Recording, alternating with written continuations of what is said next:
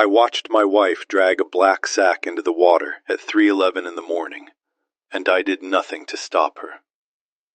I should have called out, should have run down the bank, grabbed her arm, demanded to know what was in the sack and why she was standing ankle-deep in Clearwater Lake in the dark on a Monday in October. I should have done any of the things a husband does when he sees his wife doing something that makes his blood turn to ice. But I didn't.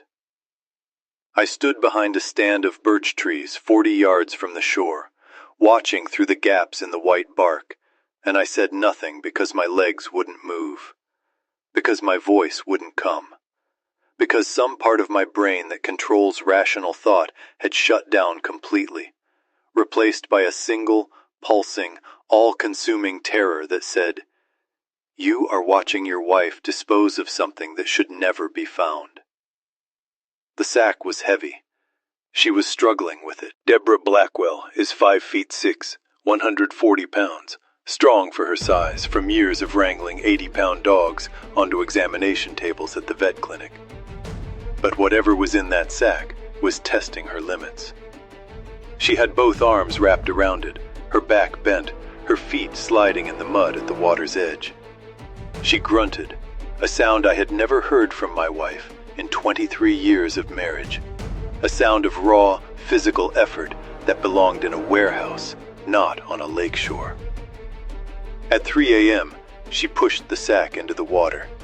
It didn't float. It sank immediately, pulling the surface down with it like a mouth swallowing. She stood there for a moment, breathing hard, her arms hanging at her sides, staring at the spot where the sack had gone under. Then she turned, walked back to her car, got in, and drove away. I stayed behind the birch trees. My hands were shaking so badly that when I pulled out my phone, I dropped it in the leaves twice before I could hold it steady enough to dial. 911, what's your emergency? My name is Perry Blackwell. I'm at Clearwater Lake off County Road 4, Wright County, Minnesota. I just watched someone dump something in the water. Can you describe what you saw, sir? A person, dragging a black sack, heavy.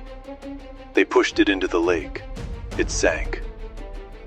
Can you describe the person? I closed my eyes, opened them. The words came out like stones, dropped one at a time into a well. It was my wife.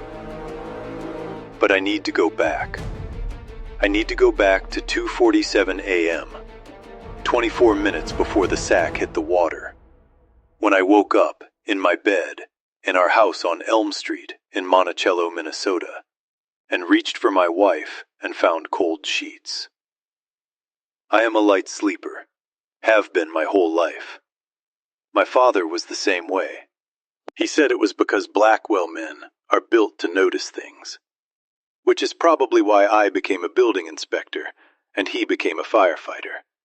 And his father before him was a night watchman at the Cargill plant outside of town. We are men who wake up when something is wrong, even when we don't know what it is. The bed was empty. Deborah's side was cold, which meant she'd been gone for at least 15 or 20 minutes. The bathroom was dark. The hallway was dark. But from the bedroom window, I could see the garage door closing. I looked out. Deborah's car, a 2020 gray Toyota RAV4, was backing out of the driveway. No headlights. No headlights at 2:47 in the morning. People turn off their headlights when they don't want to be seen. That's not speculation. That's not paranoia. That's a fact I learned from 22 years of building inspections, where I've seen every kind of deception people practice when they don't want someone to notice what they're doing.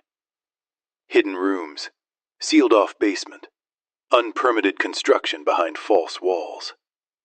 People who have nothing to hide don't build false walls. And people who have nothing to hide don't drive without headlights at 3 a.m.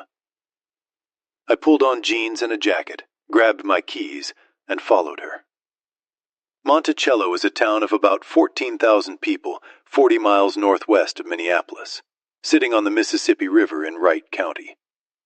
It's the kind of place where people know each other's trucks, where the high school football games are the social event of the week, and where a man who has lived here for 23 years and inspected half the buildings in the county can drive the roads in his sleep.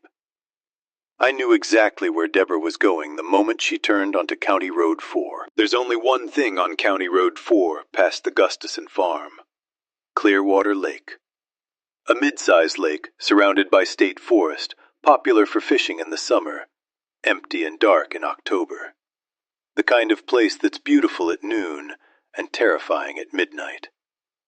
I followed at a distance, my headlights off too now, driving by moonlight and muscle memory. She pulled onto the service road that leads to the boat launch on the north shore. I pulled off onto the shoulder behind a stand of birch trees, killed the engine, and walked through the woods until I could see the water. And then I watched. I've already told you what I saw. The sack, the struggle, the water swallowing it. Deborah standing on the shore, breathing, staring, then leaving. What I haven't told you is what went through my mind during the 4 minutes and 30 seconds it took her to drag the sack from the trunk of her RAV4 to the water's edge and push it under. The first thought was the obvious one. Someone is dead, and my wife killed them. The sack was the right size. The weight was right. The location was right. Remote, dark, deep water. Everything my brain was processing pointed to one conclusion. The conclusion that any person would reach watching someone dump a heavy black sack into a lake at 3 a.m. The second thought was worse. Lyle, Deborah's brother, the addict who had drained our family emotionally and financially for over a decade. The man who had gotten clean in 2016, stayed clean for 6 years, and then, according to the last conversation Deborah and I had about him, was doing fine, staying out of trouble. What if doing fine was a lie? What if Lyle had done something, or had something done to him, and Deborah was cleaning up the mess the way she had cleaned up Lyle's messes for their entire adult lives? The third thought was the one that made me dial 911. If my wife has done something terrible, and I saw it and said nothing, then I am complicit. Whatever is in that sack, whatever Deborah has done, the truth needs to come out. Not because I wanted to, because hiding it would make me the kind of person I have spent my entire career exposing. The kind who builds false walls. I don't build false walls. I tear them down. That's my job. The deputies arrived at 4:03 a.m. 2 patrol cars, lights flashing, bouncing off the water in the birch trees. Deputy Holt Granger was the first one out. 38 years old, built like a middle linebacker, with the calm efficiency of a man who had responded to enough late-night calls to know that most of them were nothing, and some of them were everything. Mr. Blackwell, that's me. You called in a report of something being dumped in the lake. Yes. And you said it was your wife. Yes. He looked at me. I could see the assessment happening. Is this guy credible? Is this a domestic dispute? Is this a man trying to get his wife in trouble?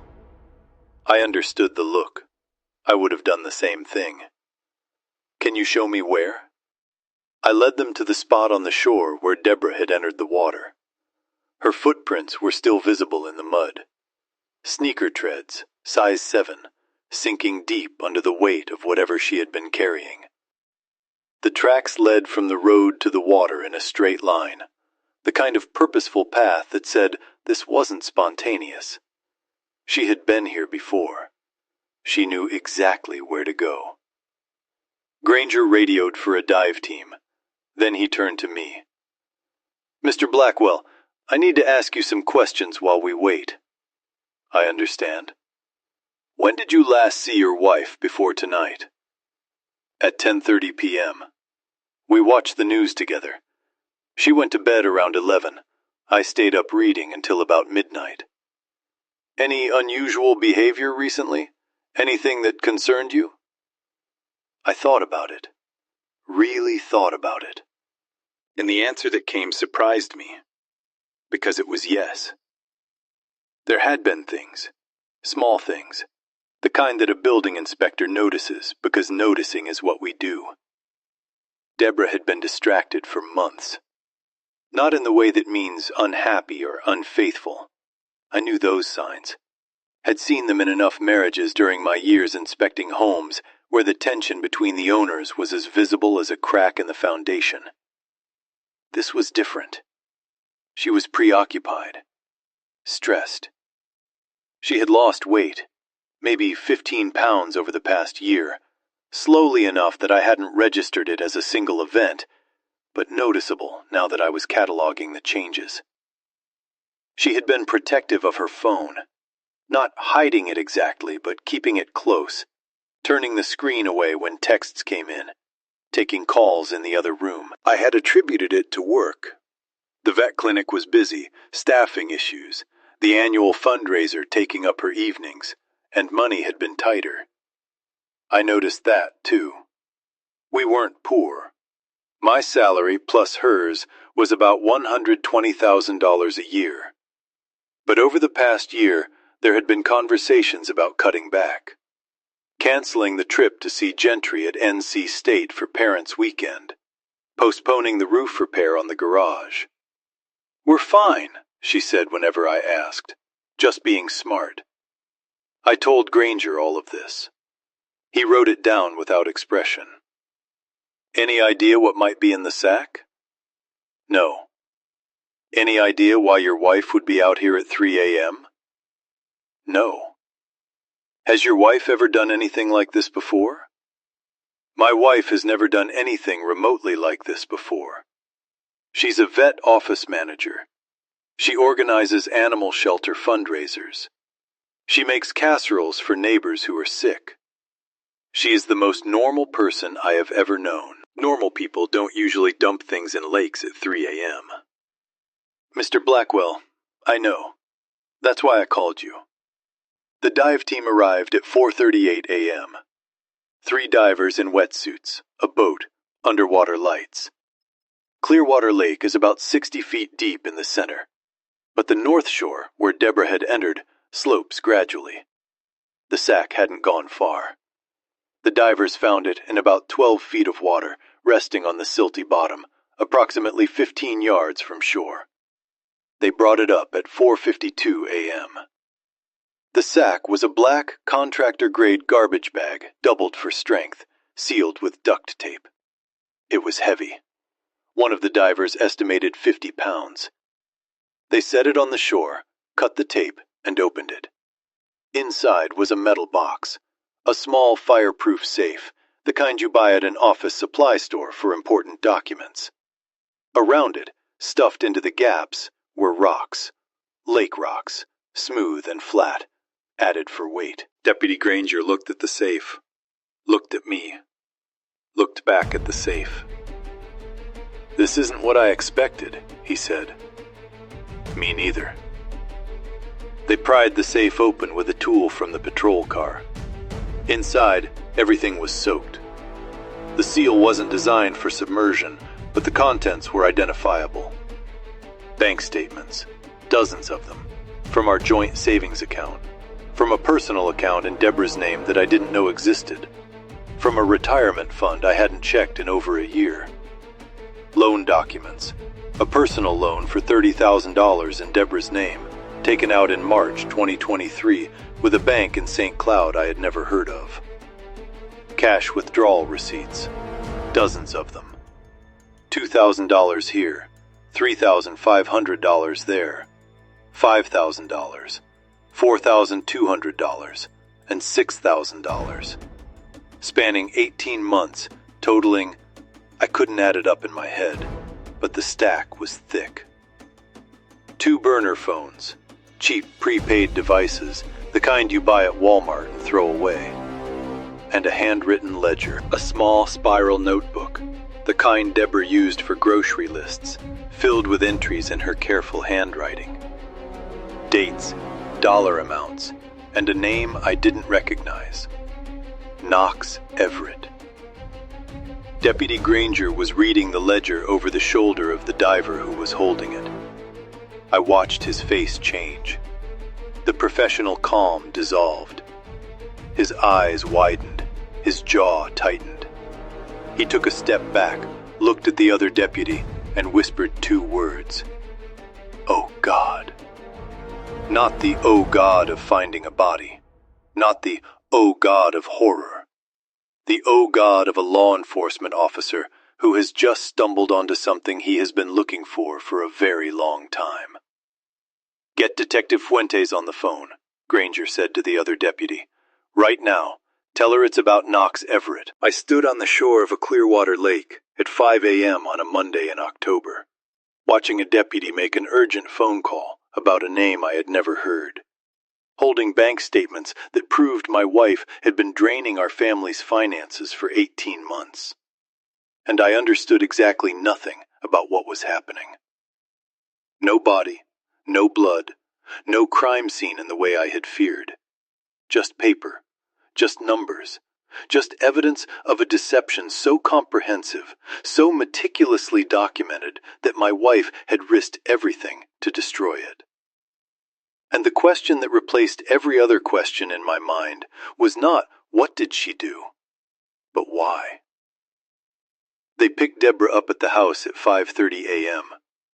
She had gotten home before the deputies arrived. I know because Granger told me later that she was in bed, pretending to sleep, still wearing the sneakers she had worn to the lake.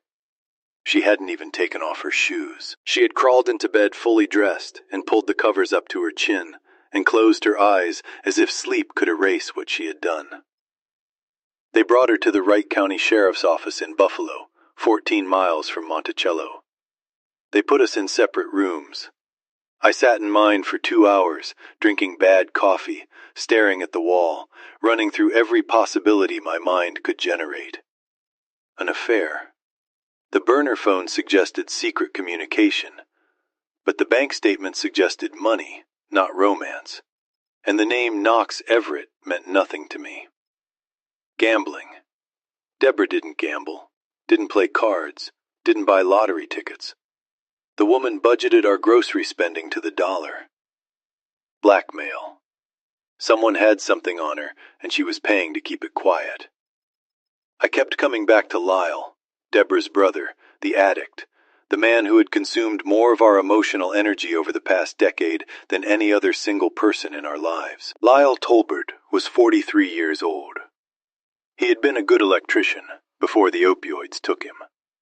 A workplace injury in 2013, a fall from a ladder at a job site in Elk River, had led to a prescription for OxyContin, that had led to a dependency, that had led to everything that dependencies lead to.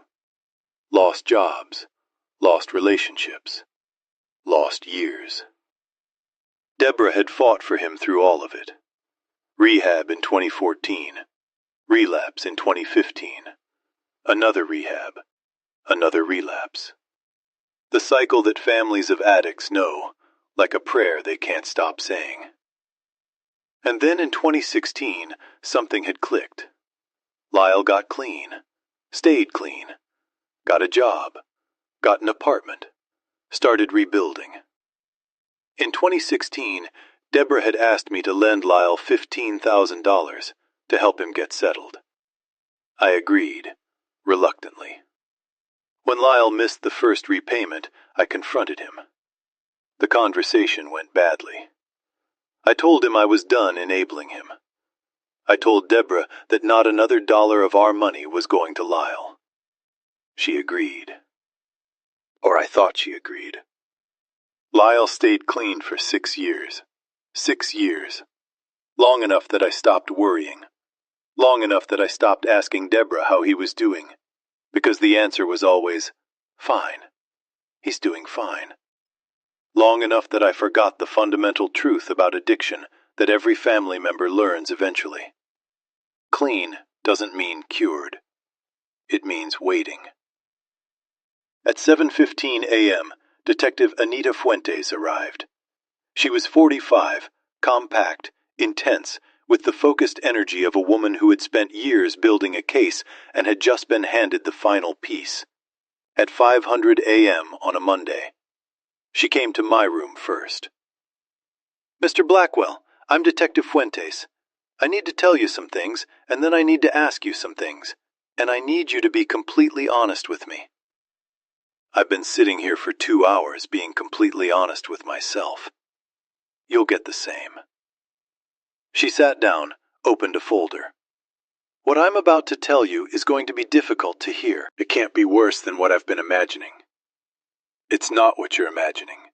It's not a body. It's not a murder. It's not what you think. Then what is it? Your wife has been making payments to a man named Knox Everett for approximately 18 months. The total amount, based on the records we recovered from the lake, is approximately $94,000. The number hit me like a truck running a red light.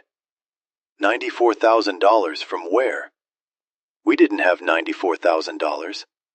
We had savings, maybe $40,000 last time I checked, and retirement and Deborah's income. But $94,000 was almost our entire annual take-home pay.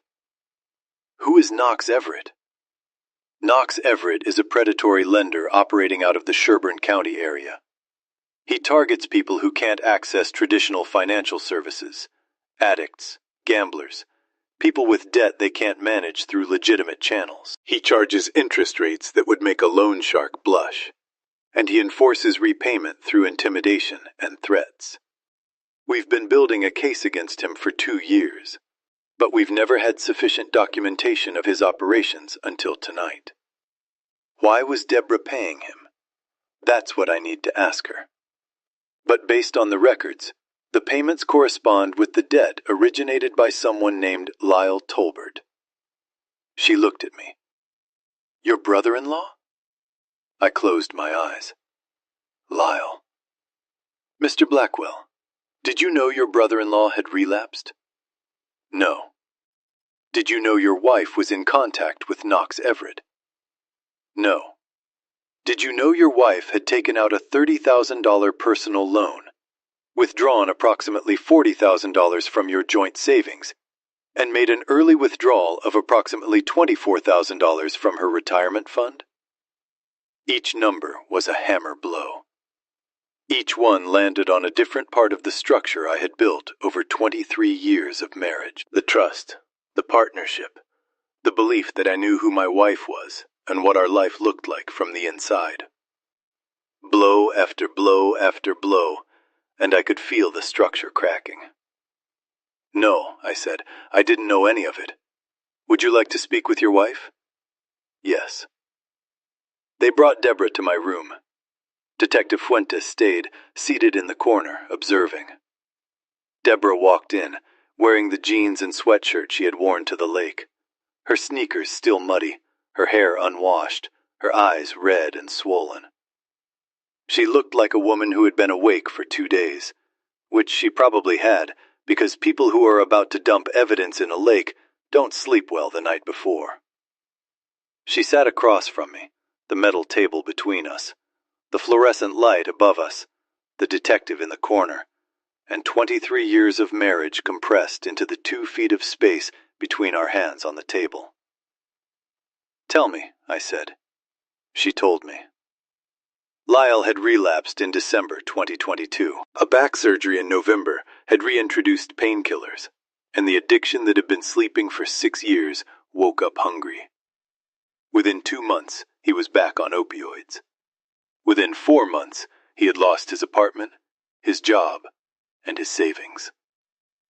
He had gone to Knox Everett for money, $12,000 initially, to cover rent and buy time.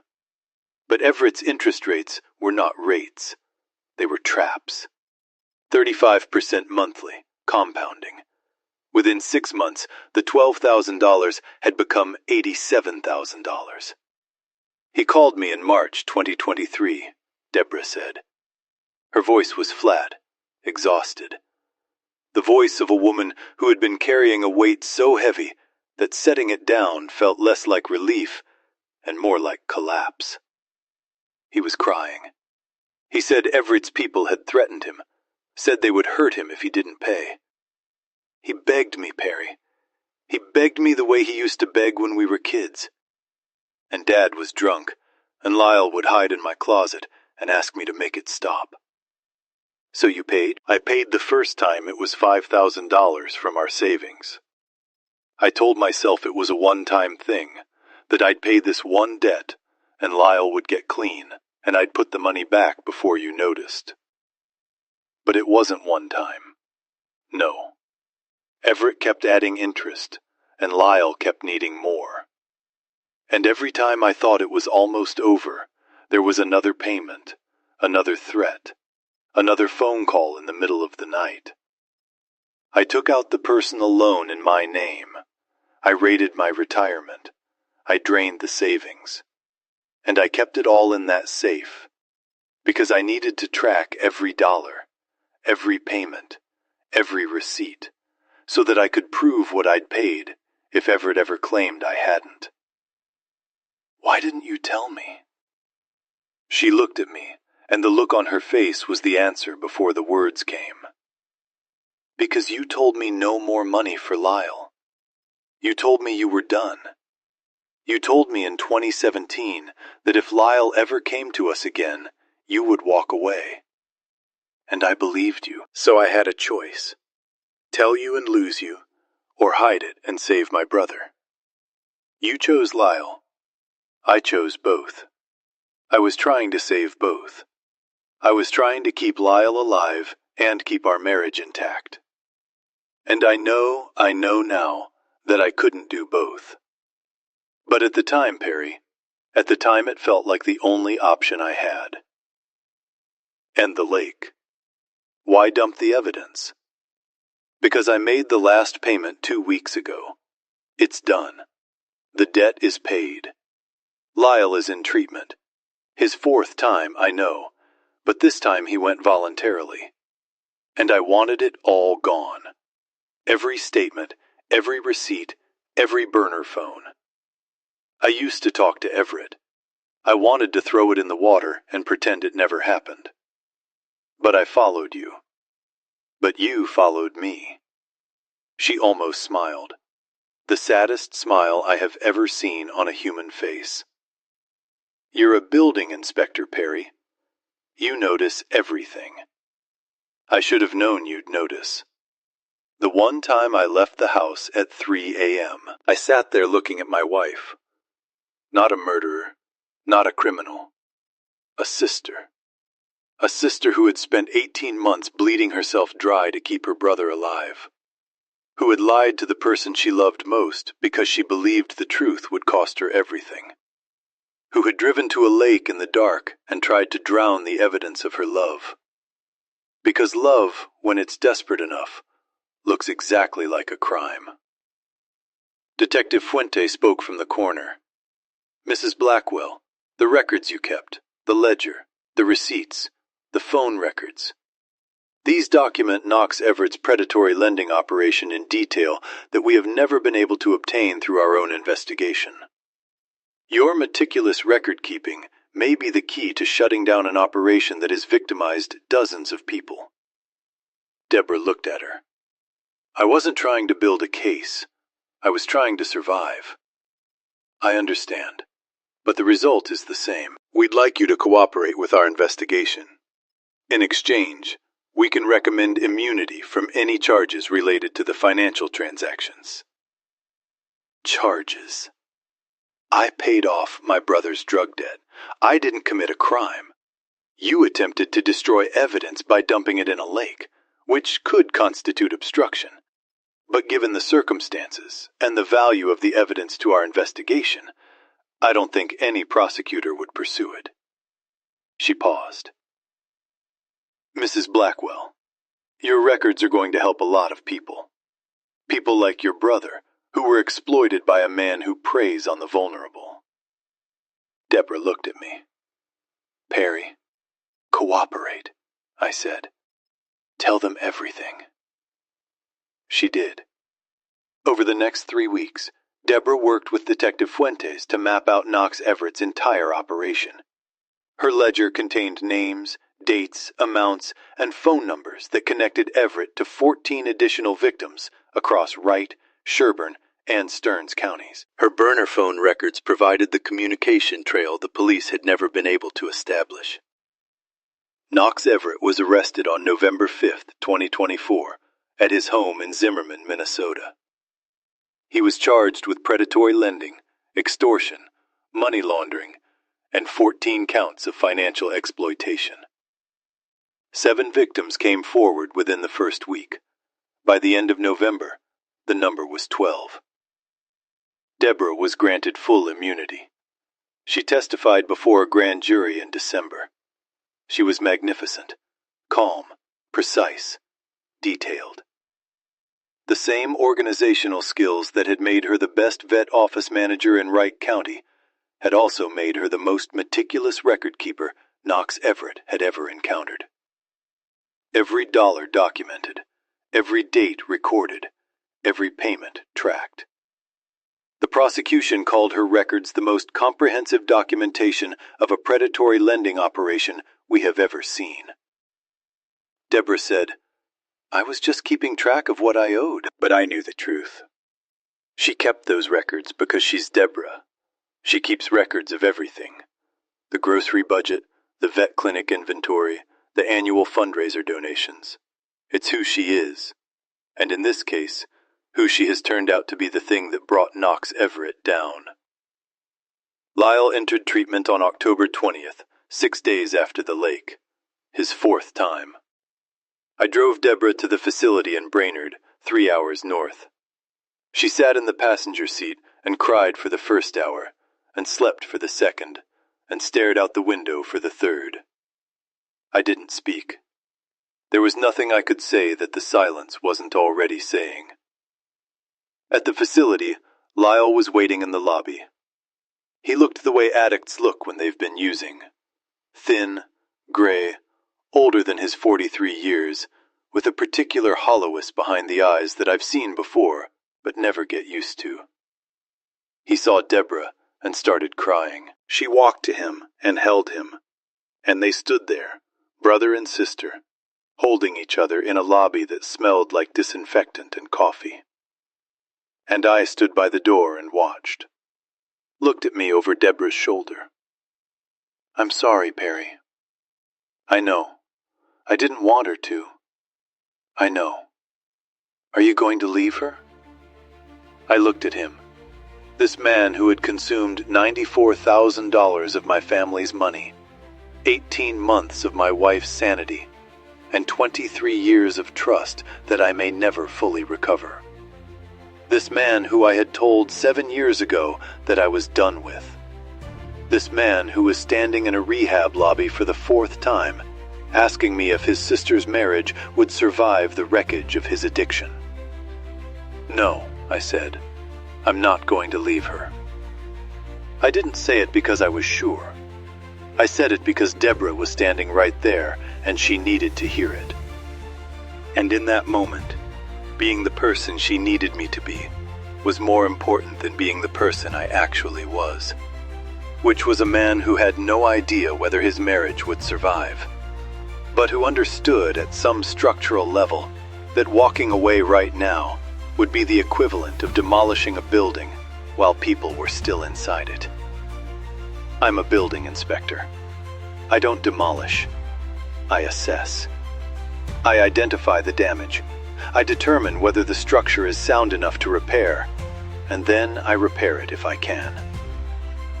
5 months have passed. It's March 2025 now. Minnesota spring, which isn't really spring.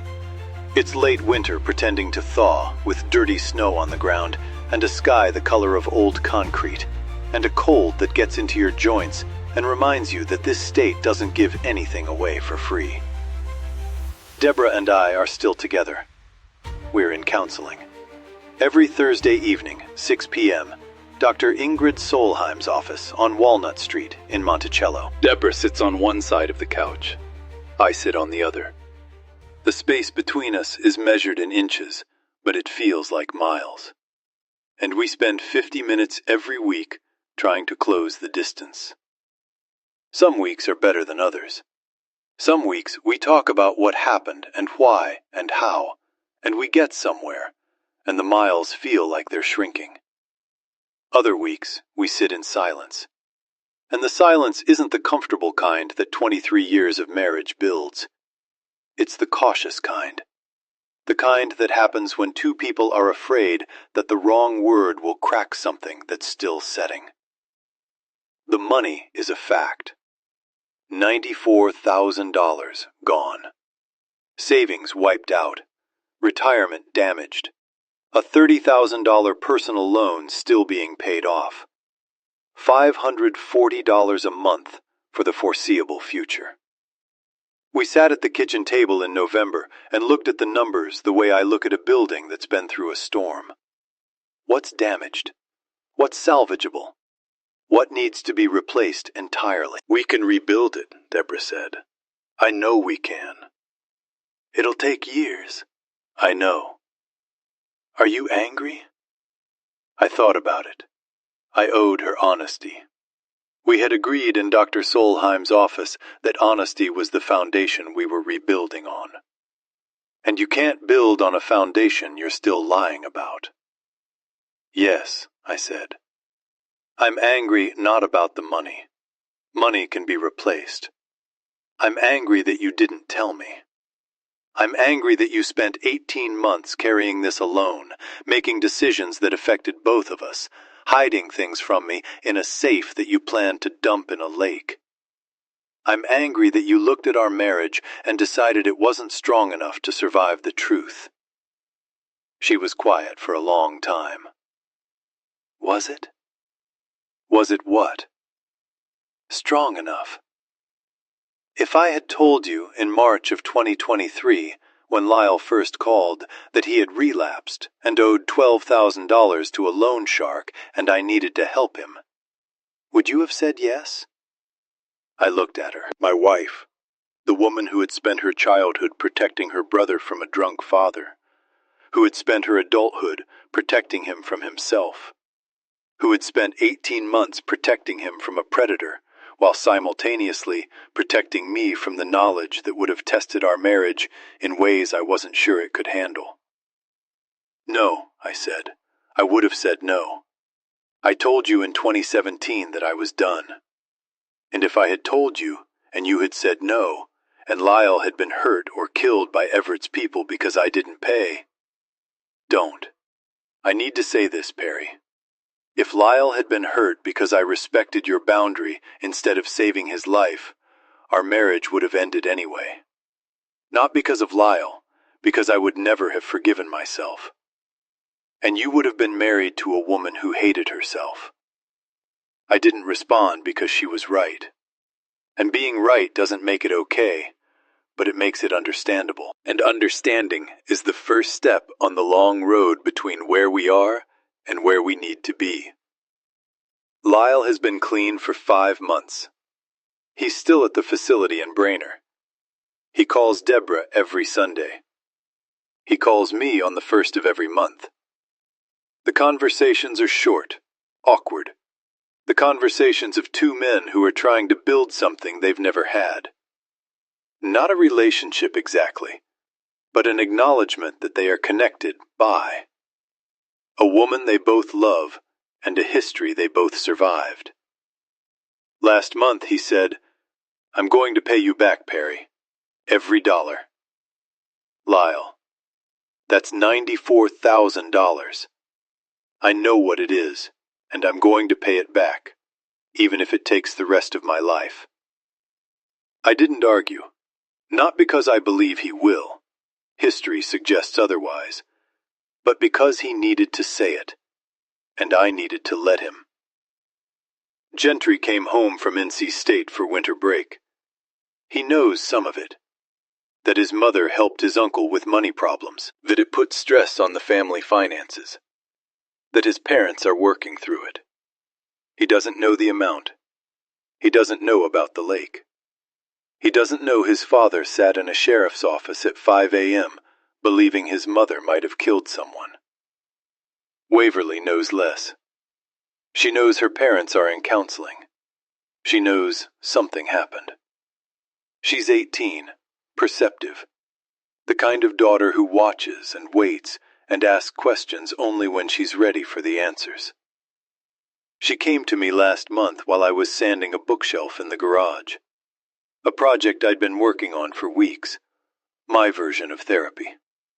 The kind of work where my hands do the thinking and my mind gets to rest. Dad. Yeah. Are you and Mom going to be okay? I stopped sanding, looked at my daughter, 18 years old, her mother's face, her father's stubbornness, standing in the garage doorway in her Monticello High sweatshirt, asking the question that every child of a damaged marriage asks eventually. We're working on it, I said. Is that a yes? It's the honest answer. We're working on it every day. And the fact that we're both still working on it means something. What does it mean? It means the building is still standing, and as long as it's standing, it can be repaired. She looked at me for a long time.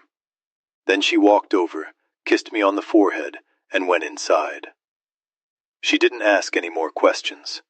She didn't need to. She's a Blackwell. She knows that the important things aren't said. They're built slowly, with steady hands, one piece at a time. I'm sitting on my back porch right now. It's early morning. The March sun is low and weak, barely warming the air, but it's there. Deborah is inside making coffee. I can hear the machine running, the sound it makes when the water hits the filter. A sound I've heard 10,000 mornings and never once thought about until recently, when I started noticing everything about our life with the heightened attention of a man who almost lost it. She'll bring me a cup in a few minutes. Black, no sugar. She's been bringing me coffee on this porch for 23 years, and the fact that she's still doing it, that she still walks out in her robe and hands me the mug and sits in the chair beside me and says nothing while the sun comes up. That fact is the most important piece of evidence I've collected in this entire investigation. Not the bank statements, not the ledger, not the dive team, not pulling a sack out of Clearwater Lake at 4:52 in the morning. The coffee, the chair, the choice to stay. I watched my wife dump a black sack into a lake at 3 a.m., and I thought the worst. The worst wasn't true. The truth was something I never imagined. Not a crime of violence, but a crime of love. A sister bleeding herself dry to keep her brother alive, hiding the evidence not because she was guilty of something terrible, but because she was guilty of something human. She should have told me. That's the fact I come back to every morning. She should have told me, and I should have been the kind of man she could tell. Maybe I was, and she didn't trust it. Maybe I wasn't, and she was right not to. Maybe the answer is somewhere in between, in the space that 23 years of marriage creates. The space where two people know each other well enough to predict exactly how the truth will land, and decide they'd rather carry it alone than watch it shatter something they've spent their whole lives building. I don't know. I'm a building inspector, not a philosopher. I know how to read a structure. I know how to find the cracks, and I know that a building doesn't have to be perfect to be worth saving. This marriage isn't perfect. It may never be perfect again. But it's standing.